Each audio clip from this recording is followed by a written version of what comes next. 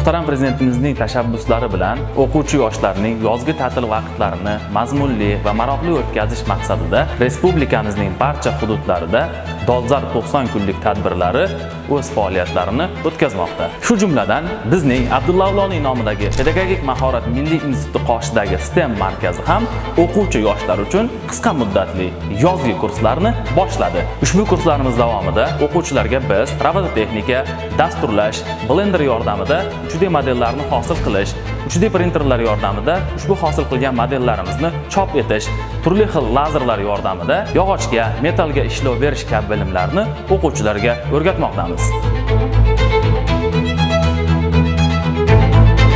Mening ismim Mahmudov Mirodil. Yozgi ta'tilda bo'sh bo'lganim uchun STEM maktabida o'qishga qaror qildim. Bu yerda men Blender nomli kompyuter dasturida turli xil shakllarni va narsalarni yaratyapman va ularni keyinchalik 3D printerda chiqaryapman. Biz yana Legodan turli xil narsalar, binolar va turli xil vazifani bajaruvchi robotlarni yasayapmiz. Keyinchalik yana biz 3D ruchkalarda turli xil shakllarni yasaymiz.